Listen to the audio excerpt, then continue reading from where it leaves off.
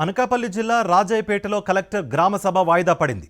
రాజయ్యపేట సహా పరిసర గ్రామాల్లో భారీగా పోలీసులను మోహరించారు. స్థానిక గ్రామాల ప్రజల అభ్యంతరంతో సభ వాయిదా వేశారు అధికారులు. గ్రామ సభ కోసం నిన్న రాత్రి సమాచారం ఇవ్వడం ఏంటి అంటూ రాజయ్యపేట గ్రామస్తులు మండిపడుతున్నారు. బల్క్ డ్రగ్ పార్క్ వద్దని రాజయ్యపేట మత్స్యకారులు పెద్ద ఎత్తున ఆందోళన చేపట్టారు.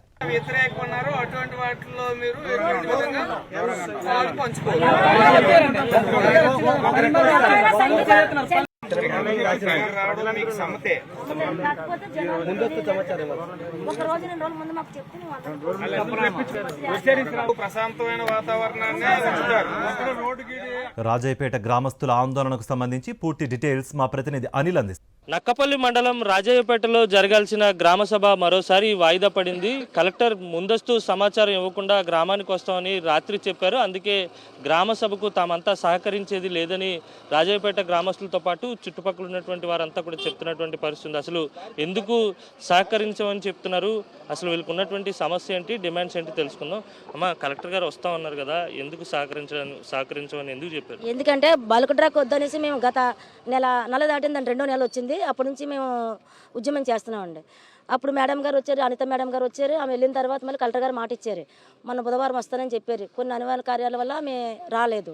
ఇప్పుడు మాకు రాత్రే 8-9 గంటల టైం, అప్పుడు వర్షం పడుతుంది, కరెంట్ లేదు, చిక్కటి చీకట్లో ఉన్నారు. అలాంటప్పుడు ఆర్డీఓ గారు, ఎంఆర్ఓ గారు, పోలీసు వారు వచ్చి కలెక్టర్ గారు రేపు ఉదయాన్నే వచ్చేస్తున్నారని మాకు చెప్పడం జరిగింది. దానివల్ల మా వాళ్ళకి ఏంటంటే అందరూ కూడా వలస వెళ్ళిపోయారండి. కొంతమంది వర్షపు కొనరేక మా వాళ్ళందరూ వేరు గ్రామాలు వెళ్ళిపోయారు. వాళ్ళందరికీ రప్పించుకోవడానికి మాకు కొంచెం సమయం కావాలి. కలెక్టర్ గారిని అందాక 2 రోజులు ముందు మాకు చెప్తే బాగుండేది. అందుకోసం మమ్మల్ని కలెక్టర్ గారు కలవడానికి, ఈ మీటింగ్కి వెళ్ళడానికి ఎవరు ఇష్టపడలేదండి. మా పంచాయతీ నుంచి బోయపాడు, రాజీపేట కూడా నిర్ణయించుకున్నారు. మేడం గారు వచ్చినా మనం ఎవరు వెళ్ళొద్దు, మనకు 2 రోజుల ముందు మనకి సమయం ఇస్తే మనం అందరం చర్చించుకొని మేడం గారి దగ్గరికి వెళ్ళడానికి బాగుండేది అని ఇప్పుడు ఒక లెటర్ పూర్వంగా ఆర్డీఓ గారికి, పోలీసు వారికి ఇవ్వడం జరిగిందంటే, మేడం గారు వచ్చినప్పుడు 2 రోజుల ముందు మాకు చెప్పాలి. చెప్తే మేము చర్చించుకొని మేడం గారి దగ్గరికి వెళ్తాం, గొడవలు చేయము.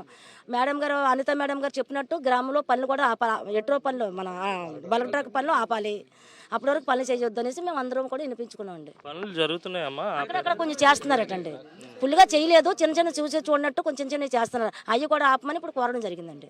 వాస్తవానికి మీ గ్రామాన్ని ఎప్పుడు మీరు ఇలా చూసుంటారు, వేలాది మంది పోలీసులు మీ గ్రామాన్ని చుట్టుముట్టడం, భయభ్రాంతులు అయిపోతున్నారండి పోలీసులు చూసి. మొత్తం పొలమని ఒక 2000 జనం ఉంటారండి ఊళ్ళో నడిచారు మొన్నంతా. అందరూ కూడా భయపడిపోతున్నారు. ఎందుకంటే పోలీసు ఆ కాకి డ్రెస్ అంటేనే భయపడతారు. మాకు పెద్దగా చదువుకున్న వాళ్ళం కాదండి, అందరూ పచ్చి పల్లెటూరులో ఇక్కడే పుట్టి ఇక్కడే పెరిగిన వాళ్ళం అందరూ. చదువుకున్న కుర్రలు ఉంటే ఎక్కడెక్కడో మహా ఉంటో 10 మంది 20 మంది జాబులు చేసుకున్న కుర్రలు ఉన్నారు. అందరూ కూడా ఇక్కడ ఏటకెళ్ళే వాళ్ళు, మత్స్యకారులు, ఎటులో కొంతమంది జాబులు చేసుకుంటారు. పోలీసులు అంటే భయపడతారండి. అటువంటి ముసలోళ్ళు మరుగులు, అమ్మో పోలీసులు ఏం చేసేస్తారని భయపడుతున్నారు.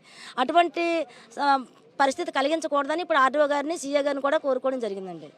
అంటే ప్రభుత్వం మీకు సానుకూలంగా స్పందించి నిర్ణయం తీసుకోకపోతే మీరు ఏం చేయబోతున్నారు? పోరాటాన్ని ముందుకు తీసుకెళ్తారా, లేకపోతే వెనక్కి తగ్గుతారా, ఏం చేస్తారు? వెనక్కి జరగడం అంటూ ఉండదండి. మా ప్రాణాలన్నా పెడతాం కానీ వెనక్కి జరగడం ఉండదు. బల్క్ డ్రగ్ ఆపే వరకు కూడా ఉద్యమం చేస్తూనే ఉంటాం. మా ముక్కుల్లో మెల్ల తాళ్ళు కూడా అమ్ముకొని ఖర్చు పెట్టుకొని పిల్లలకి భోజనాలు ఇక్కడే వండుకొని ఇక్కడే పెట్టుకొని మేము ఉద్యమం చేస్తాం. వంట వార్పు ఇక్కడే పెట్టుకుంటాం.